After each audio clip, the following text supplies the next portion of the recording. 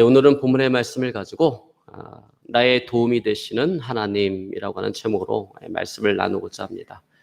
오늘도 많은 성도님들 또 온라인 예배로 참여하고 있습니다. 감사를 드립니다.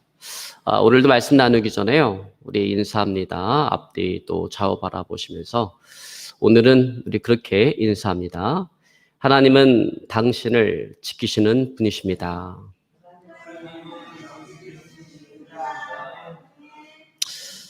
아멘. 여러분, 하나님은 우리의 피난처가 되시며 안식처가 되시는 분입니다.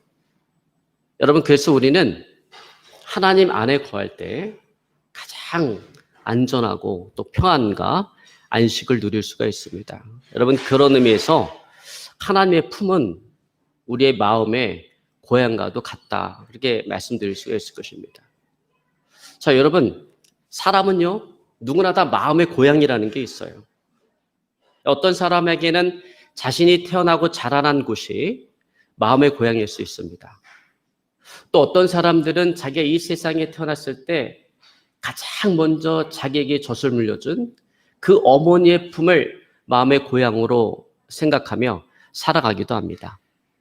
자, 근데 이렇게 마음의 고향이 있다라고 하는 것은 풍파많은 세상을 살아가는 사람들에게 있어서 큰 힘을 주고 소망을 줍니다. 여러분, 그래서 어떤 분들은요, 힘들고 어려울 때면 어머니를 찾아가든지 아버지를 찾아갑니다. 이제는 늙고 기력이 다 쇠해서 아무런 도움도 주지 못함에도 불구하고, 그럼에도 불구하고 찾아갑니다. 왜냐하면 부모라고 하는 존재는 그저 보기만 해도 위로가 되고 힘이 되고 용기를 주는 마음의 고향이기 때문에 그렇습니다. 여러분, 이처럼 마음의 고향이 있다라고 하는 것은 험한 인생길을 살아감에 있어서 큰 축복인 것입니다. 자, 여러분, 그런 의미에서 여러분의 마음의 고향은 어디십니까? 물론 저마다 다 제각기 마음의 고향을 가지고 있을 거예요. 그러나 저는 오늘 이 마음의 고향과 관련해서 한 가지를 제안하고 싶습니다. 그것은 천지를 지으신 하나님을 나의 마음의 고향으로 삼으라라고 하는 거예요. 여러분, 땅에 속한 것으로, 이 세상에 속한 것으로 마음의 고향을 삼는 사람들은 잠깐 동안의 위로와 어떤 용기를 얻을 수는 있을 거예요. 그러나 그것은 영원하지 않습니다. 그리고 결정적인 순간에 우리에게 도움을 줄 수가 없습니다. 그래서 시편 기자는 시편 146편 3절로 4절에 이렇게 말씀하고 있습니다. 방백들을 의지하지 말며 도울 힘이 없는 인생도 의지하지 말지니 호흡이 끊어지면 흙으로 돌아가서 당일에 그 모든 도모가 소멸하리로다. 여러분, 그렇습니다. 인생은 결코 우리의 궁극적인 힘이 되어줄 수 없다. 우리의 도움이 되어줄 수 없다라는 거예요. 우리 마음의 고향이 되어줄 수 없다라는 것입니다. 인생은 우리가 소망을 두고 의지하며 살아갈 대상이 결코 못 된다라고 하는 것입니다. 여러분, 그렇습니다. 그러므로 오직 천지를 지으신 그 하나님께 소망을 두고 의지하며 살아가시는 저와 여러분의 삶이 되어질 수 있기를 오늘 시간 주의로 축원합니다. 여러분, 천지를 지으신 하나님만이 우리에게 영원한 위로와 소망을 주고 우리를 도우실 수가 있습니다. 그래서 이어지는 시편 146편 5절로 9절에 보면 이렇게 말씀하고 있습니다. 제가 봉독해 드리겠습니다. 야곱의 하나님으로 자기 도움을 삼으며 여호와 자기 하나님께 그 소망을 두는 자는 복이 있도다. 하나님께 소망을 두는 자는 복이 있다라고 하는 거예요. 왜 그런가? 여호와는 천지와 바다와 그 중에 만물을 지으시며 영원히 진실함을 지키시며, 하나님은 창조주가 되시는데 그 창조주 되시는 하나님은 약속한 것을 반드시 지키시는 진실한 분이시기 때문에, 그래서 그 하나님께 소망을 두라라고 하는 것입니다. 또 이어지는 말씀 가운데 보니까 이렇게 말씀합니다. 하나님은 어떤 분이신가? 압박당하는 자를 위하여 공의로 판단하시며 줄인 자에게 식물을 주시는 자시로다. 여호와께서 갇힌 자를 해방하시며 소경의 눈을 여시며 비굴한 자를 일으키시며 의인을 사랑하시며 객을 보호하시며 고아와 가부를 붙드시고 악인의 길은 굽게 하시는도다. 아멘. 여러분, 이와 같은 일을 행하시는 하나님, 여러분, 정말 우리에게 얼마나 소중한 하나님입니까? 여러분, 그렇습니다. 오직 하나님만이 우리가 소망을 두고 의지하며 살아갈 수 있는 마음의 고향인 것입니다. 자, 여러분, 그런 의미에서 유대인들에게 있어서 마음의 고향은 어딘가? 그것은 언제나 하나님의 임재가 있는 예루살렘 성전. 그것이 그들의 마음의 고향이었습니다. 그래서 그들은 해마다 6월절 그 명절이 되어지면요, 유대인의 그 절기가 되어지면 흩어졌던 많은 사람들이 어디를 예루살렘 성전을 순례했던 거예요. 왜? 그들의 마음의 고향이기 때문에. 자, 그렇습니다. 그런데 안타깝게도 유대인들은 예루살렘을 떠나서 바벨론의 포로로 끌려가게 되었어요. 그리고 그곳에서 70년간 고난의 삶을 살아가야 됐습니다. 포로된 삶을 살아가야 됐습니다. 여러분, 그 포로된 삶이 얼마나 고달팠겠어요. 포로된 삶을 살아가면서 그들은 정말 소중한 것을 새롭게 발견하게 되었습니다. 그것은 바로 고국에 대한 그림이었던 거예요. 하나님의 임재가 있는, 하나님의 그 성전이 있는 고국에 대한 그림이었던 것입니다. 이제 그 마음을 품고 해방이 되어서 바벨론에서 자기 고국으로 이제 돌아가게 될 때 그들은 저 멀리 보이는 그 시온산을 바라보게 되었습니다. 이제는 회파되었지만, 그래서 볼 수도 없고 들어갈 수도 없지만, 그러나 그럼에도 불구하고 여전히 그들의 마음속에 고향으로 자리 잡고 있는 그 성전이 세워져 있었던 그 시온산을 바라보게 되었던 것입니다. 여러분, 그 시온산을 바라보는 것만으로도 그들의 마음은 정말로 감개무량했을 것입니다. 그래서 여러분, 오늘 시편 기자는 1절로 2절에 이렇게 고백하고 있는 거예요. 내가 산을 향하여 눈을 들리라. 나의 도움이 어디서 올고 나의 도움이 천지를 지으신 여호와에게 서로다. 자, 여러분, 지금 여기 시편 기자가 바라보고 있는 그 산은 어떤 산일까요? 그 산은 바로 시온산인 것입니다. 예전에 하나님의 성전이 있었던 시온산인 거예요.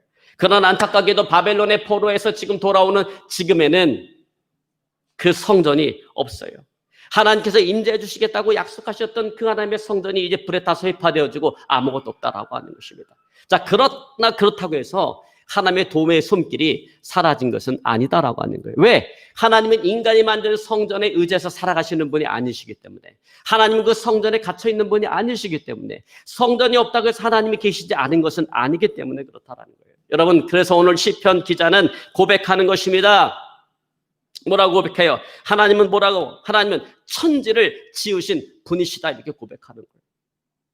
여러분, 오늘 시편 기자 이 고백은 정말 대단한 믿음의 고백인 것입니다. 여러분, 우리는요, 천지를 지으신 하나님이라고 고백할 수 있어요. 그러나 대부분 우리의 고백은 어떻습니까? 우리는 지적인 고백일 때가 많다라는 거예요. 우리 머리로 알고 있는 고백. 그래서 머리로 고백해. 하나님은 천지를 지으신 하나님이십니다. 그러나 오늘 시편 기자의 이 고백은 머리로 하는 고백이 아니라 정말 그 마음 깊은 곳에서 우러나오는 고백이라고 하는 거예요. 믿음의 고백이라고 하는 것입니다. 여러분, 그래요. 하나님은 천지라고 하는 그 공간에 갇혀 계신 분이 아니라 그 하나님은 그 천지라고 어마어마한 공간을 만드신 분이시라는 거예요. 창조하신 분이시라는 것입니다. 여러분, 그런 의미에서 오늘 예레미야는 예레미야 10장 11절로 12절에 이렇게 선포합니다. 너희는 이같이 그들에게 이르기를 천지를 짓지 아니한 신들은 땅 위에서 이 하늘 아래서 망하리라 하라. 여호와께서 그 권능으로 땅을 지으셨고 그 지혜로 세계를 세우셨고 그 명철로 하늘들을 펴셨으며. 자, 그리고 이어지는 예레미야 10장 14절에 또 이렇게 선포합니다. 사람마다 우둔하고 무식하도다. 금장색마다 자기가 조각한 신상으로 인하여 수치를 당하나니 이는 그 부어 만든 우상은 거짓 것이요 그 속에 생기가 없음이라 했어요. 자, 여러분, 오늘 예레미야 선지자는 분명하게 만듭니다. 부어 만든 우상은 거짓 것이요 그 안에 생기가 없음이로다. 그러니까 우상은 아무것도 아니라는 거예요. 그 안에 생명력이 없다라고 하는 것입니다. 그러므로 여러분, 우리가 불상 앞에 가서 열심히 불상을 염불을 하고 기도를 해봤자 아무런 소용이 없다라는 거예요. 어떤 응답도 없다라고 하는 거예요. 여러분, 우리가 돌무더기 앞에 가서 아무리 지성을 들여도 아무런 도움을 얻지 못한다라고 하는 것입니다. 여러분, 간혹가다 저 도솔산에 등산 가면요, 거기도 돌무더기 많아요. 지나가다 보면 사람들 그 앞에서 합장하고 열심히 지성을 드립니다. 그래봤자 아무런 소용이 없다라는 거. 왜? 그것은 생명력 없는 우상에 불과하기 때문에 그렇습니다. 자, 여러분, 그런 의미에서 성모 마리아상 앞에 가서 기도하는 것도 아무런 의미가 없다. 어떤 기도응답도 없다라는 거예요. 왜? 그것도 역시 우상 숭배이기 때문에 그렇다라는 거죠. 여러분, 말이 나온 김에 제가 말씀을 드리는데 간혹가다 카톨릭에서 그런 얘기를 해요. 자기네는 큰 집, 개신교는 작은 집. 그렇게 얘기합니다. 그러니까 자기네가 더 정통성이 있다라고 하는 거예요. 그러나 여러분, 카톨릭은요, 기독교가 아니에요. AD 313년 로마 황제 콘스탄틴 대제가 기독교를 국교화, 로마의 공식적인 종교로 인정하면서 그때부터 기독교는 타락의 길을 걷기 시작했습니다. 동방에서 신비주의가 들어오고 우상 숭배가 들어오기 시작해서 종교 혼합주의적인 그런 종교가 되어졌어요. 그래서 여러분, 성모 마리아 상을 숭배하는 것은 초대교회에서는 없었던 일이에요. 그것은 314년 그 이후로 생겨나게 되어지는 거예요. 그럼 성모 마리아 상을 왜 숭배를 하는가? 그게 동방에 있는 여신 숭배를 모방해서 태어난 것이 성모 마리아 상 숭배인 것입니다. 그래서 여러분, 카톨릭의 십계명을 보면요, 우리가 알고 있는 십계명과 달라요.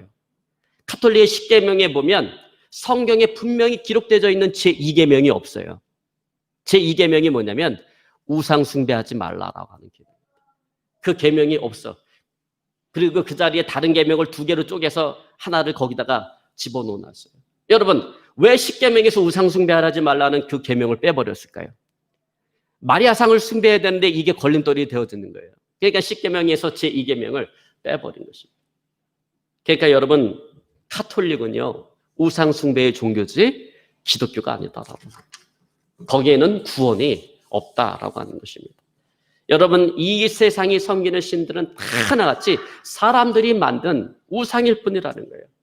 말하지 못하고 듣지 못하고 보지 못하는 우상일 뿐이라는 것입니다. 생기가 전혀 없는 우상일 뿐이라는 거예요. 여러분, 그런데 그런 우상, 사람보다 못한 우상, 사람보다 못하죠. 사람은 보고 듣고 말하기라도 하지. 우상은 보지도 못하고 듣지도 못하고 말하지도 못하는 그 우상을 신처럼 섬기는 그 사람들은 얼마나 어리석은 사람인가라고 하는 것입니다. 오직 하나님만이 감찰하시고 들으시고 영원히 살아 역사하시는 분이신 것입니다. 여러분, 믿으시기를 주님으로 축원합니다. 그러므로 시편 기자는 시편 94편 8절로 9절에 이렇게 말씀하고 있습니다. 백성 중에 어리석은 자들아, 너희는 생각하라. 무식한 자들아, 너희가 언제나 지혜로울까? 귀를 지으신 이가 듣지 아니하시랴? 눈을 만드신 이가 보지 아니하시랴? 여러분, 우리는 창조된 우리 자신의 모습을 보면 우리를 창조하신 그 하나님이 어떤 분이신가라고 하는 것을 우리는 분명하게 알게 되는 것입니다. 여러분, 들을 수 있는 귀를 만드신 그 하나님은 어떤 분이세요? 그분은 들으시는 분이에요. 우리의 기도를 들으시고 응답하시는 분이에요. 여러분, 볼 수 있는 눈을 만드신 그 하나님은 어떤 분이세요? 모든 것들을 감찰하시는 분이세요. 인간을 이렇게 창조하신 하나님은 또 천지 만물을 창조하신 전능한 하나님이시라는 거예요. 여러분, 그러기에 시편 기자는 이렇게 고백하는 것입니다. 나의 도움이 천지를 지으신 여호와에게 서로다. 여러분, 오늘 시편 기자의 고백이 저와 여러분의 고백이 되어줄 수 있기를 오늘 시간 주님으로 축원합니다. 여러분, 나의 도움이 어디서 온다고요? 나의 도움은 사람에게서 오지 않아요.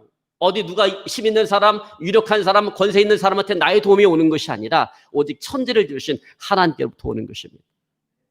여러분, 그런 의미에서 오늘 본문이 강조하고 있는 단어가 하나 있어요. 자, 여러분, 오늘 본문의 말씀을 보면 어떤 단어가 유달리 눈에 들어오냐면 지켜주신다라고 하는 말입니다. 그래서 여러분, 3절에 보면 너를 지키시는 자가 이렇게 얘기해요. 또 4절에 보면 이스라엘을 지키시는 자는 이라고 얘기합니다. 또 5절에 보니까 여호와는 너를 지키시는 자라고 이야기합니다. 또 7절에 보니까 여호와께서 너를 지켜 모든 환난을 면케하시며 내 영혼을 지키시리로다라고 얘기합니다. 그리고 마지막 8절에서는 여호와께서 너의 출입을 지금부터 영원까지 지키시리로다라고 결론적인 말씀을 맺고 있습니다. 자, 여러분, 그러므로 시편 121편의 주제는 뭐예요? 하나님께서 지키신다. 하나님께서 지켜주신다라는 거예요. 여러분, 그렇습니다. 하나님은요, 하나님께 소망을 두는 자를 지키시고 보호하시는 분이신 것입니다.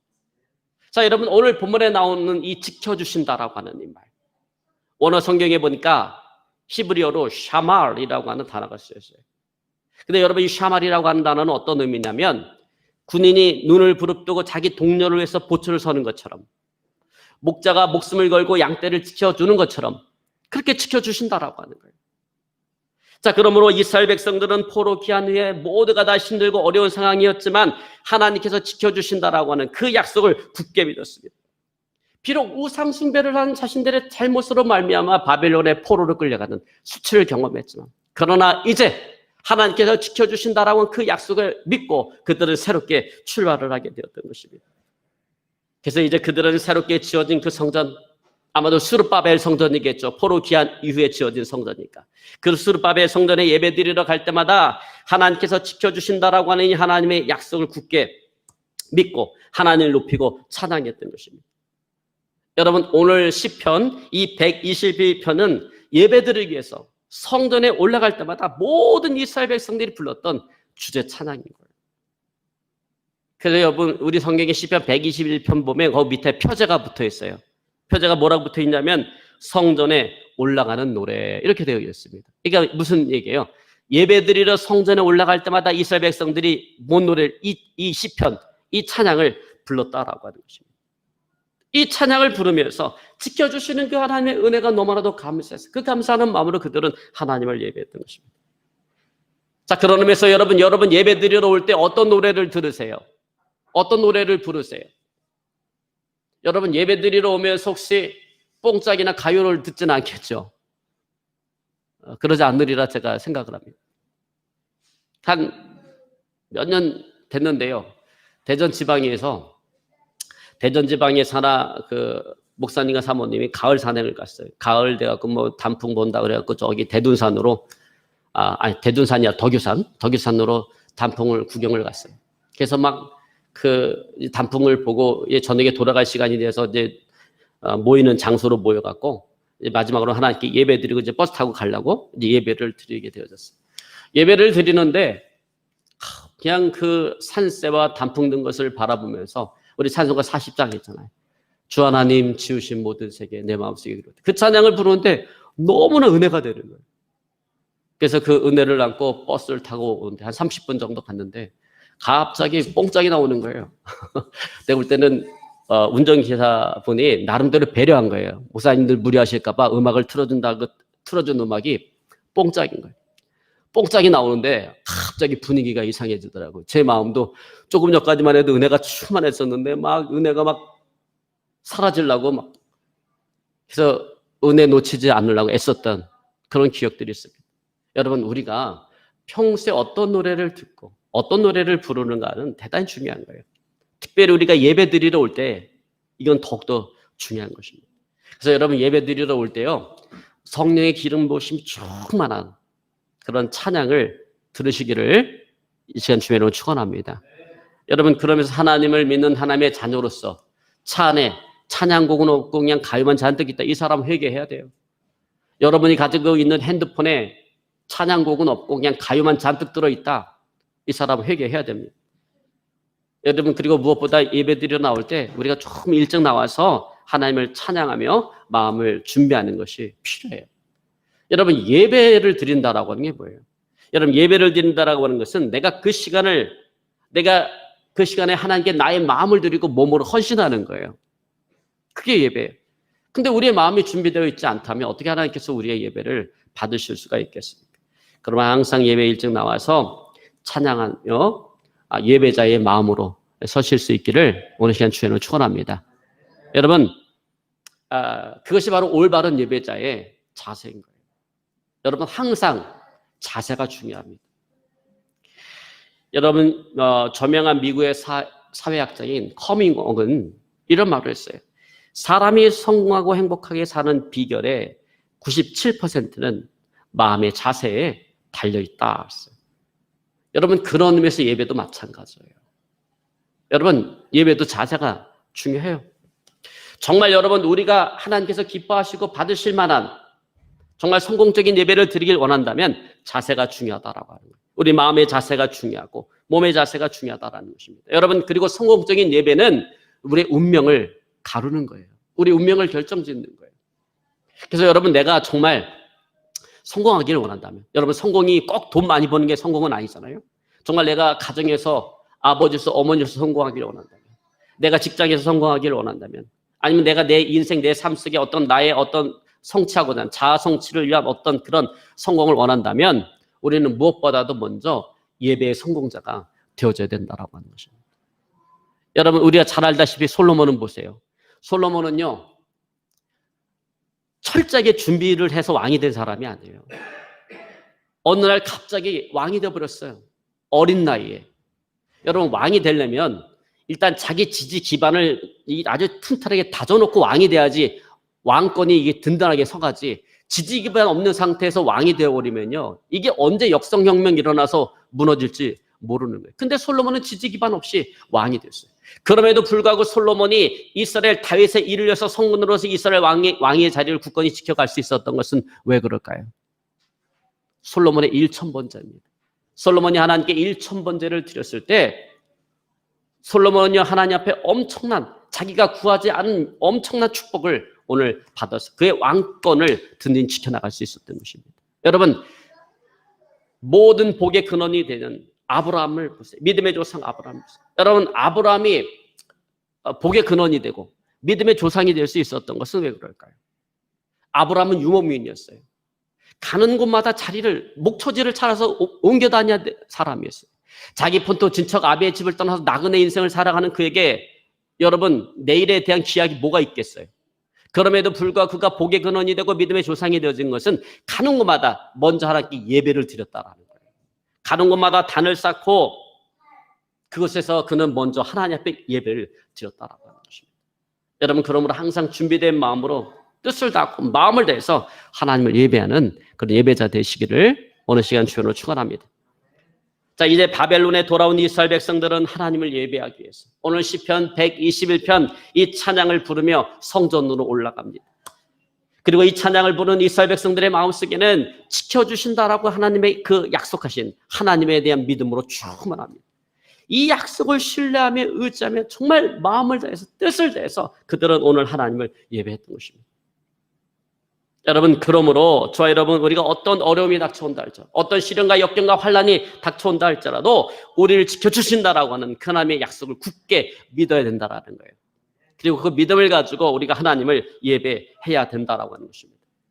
여러분, 절대로 절망하거나 낙심하거나 포기하지 마세요. 여러분, 우리가 포기하지 않냐고 하나님을 예배할 때 전능하신 하나님, 무소부지하신 하나님께서는 무슨 일을 만나든지 저 여러분 우리를 지켜주실 것입니다. 여러분, 믿으시기를 주연을 축원합니다. 여러분, 그 문구 아마 보셨을 거예요. 기도할 수 있는데 왜 걱정하십니까? 라고 하는 거예요. 근데 이 문구를 가장 먼저 사용하신 분이 누구냐면 규장 출판사의 CEO인 여운학 장로님이에요. 여러분, 기독교 서적을 전문적으로 출간하는 규장이라고 하는 출판사가 있어요. 여운학 장로님이 운영하는 기독교 출판사입니다. 그런데 경부고속도로 변에 사옥을 질 수 있는 기회가 찾아왔어요. 그래서 1996년 양재동에다가 사옥을 짓고 입주와 동시에 그 옥상에다가 뭘 붙였냐면 하나님은 당신을 사랑하십니다 라고 하는 프랜카드를 붙였어요. 그리고 6개월 뒤에 기도할 수 있는데 왜 걱정하십니까? 라고 하는 그 프랜카드로 다시 교체를 했습니다. 근데 이듬해인 1997년 IMF 외환위기가 찾아오면서 많은 기업들이 도산한다고 사람들이 실직을 하면서 경제적인 어려움을 겪게 되었습니다. 그때 그 경부고속도로를 오르내리던 사람들이 이 문구, 기도할 수 있는데 왜 걱정하십니까? 라고 하는 이 문구를 보고 큰 위로를 얻고 새로운 깨달음을 얻게 되었다라고 하는 그런 말을 듣게 되었습니다. 그래서 이에 힘을 얻어서 큰 돈을 들여서 그냥 그 긴 형광등 120개가 들어가는 전광판을 거기다 세워놨습니다. 이를 통해서 많은 사람들이 시리에 빠졌던, 낙심에 빠졌던 많은 사람들이 그 문구, 기도할 수 있는데 왜 걱정하십니까? 그 문구를 보고 기도로 승리하게 되었다라고 하는 그런 간증이 이어지게 되어졌습니다. 주를 잊게 되었습니다. 여러분, 저와 여러분, 우리도 힘들고 어려울 때 기도해야 됩니다. 하나님의 성전에 와서 기도하고 하나님을 예배해야 됩니다. 여러분, 사람만 만나고 돌아가는 예배가 아니라 정말 기도와 예배를 통해서 하나님을 만나고 하나님의 도우심을 얻을 수 있기를 오늘 시간 주의로 축원합니다. 여러분, 지금은 그 방송이 종영이 되었는데 한 9년 전에 그 KBS2에서 했던 그 프로가 있었습니다. 이야기쇼 두드림이라고 하는 그런 프로가 있었어요. 근데 그 프로에 제가 좋아하는 사람이 나왔어요.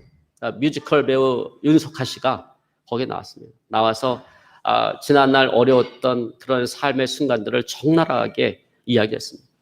남편의 사업 실패로 인해서 엄청나게 어려움과 고통을 당할 수밖에 없는 그런 순간이 있었다라는 거죠.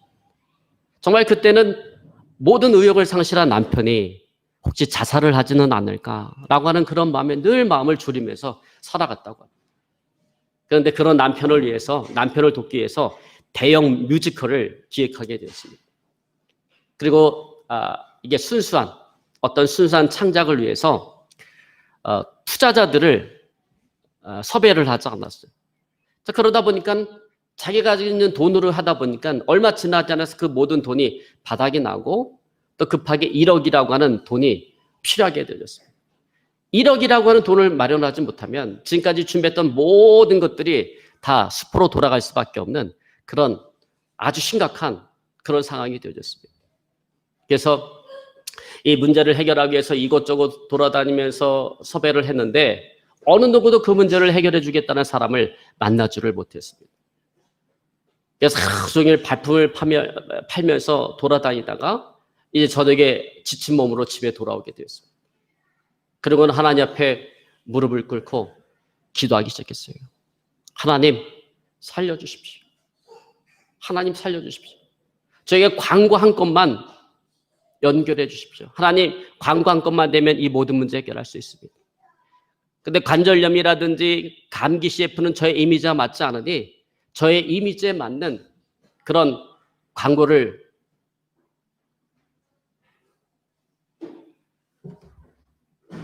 그런 광고를 찍게 해주세요. 그렇게 하나님께 간절히 오랫동안 그렇게 기도했습니다. 근데 그렇게 기도를 했는데 다음날 아침 9시 핸드폰이 울렸어요. 그리고는 대구에 있는 모 아파트 건설회사에서 광고 출연을 제의하면서 1억 원을 주겠다라고 한 것입니다. 여러분 얼마나 얼마나 엄청난 일입니다. 그래서 뮤지컬을 성공적으로 마칠 수가 있었고 흥행에도 성공을 할 수가 있었습니다. 여러분 하나님은 그러신 분이라는 거예요. 하나님은 정확한 분인 것입니다. 여러분 그렇습니다. 정말 우리가 진정한 도움을 얻기를 원한다면 우리가 포기하지 않냐고 하나님 앞에 기도하고 예배해야 되는 것입니다. 우리가 포기하지 않냐고 기도하고 예배할 때 진정한 도움은 하나님께로부터 오는 것입니다. 여러분 믿으시기를 주의를 축원합니다. 이제 말씀을 정리하기 원합니다. 오늘 시편 기자는 고백합니다. 내가 산을 향하여 눈을 들리라. 나의 도움이 어디서 올고 나의 도움이 천지를 지으신 여호와에게서로다. 여러분 그렇습니다. 우리의 도움은 천지를 지으신 그 하나님께로부터 오는 것입니다. 그러면 여러분 우리가 살아가면서 영육간의 문제를 만날 때마다 오늘 시편 기자처럼 또 이스라엘 백성처럼 하나님께 도움을 구함으로 기도와 예배로 하나님께 도움을 구함으로 문제를 해결받는 그런 복된 인생이 되어줄 수 있기를 오늘 시간 주님으로 축원합니다. 오늘 말씀 붙잡고 간절히 하나님께 기도합니다.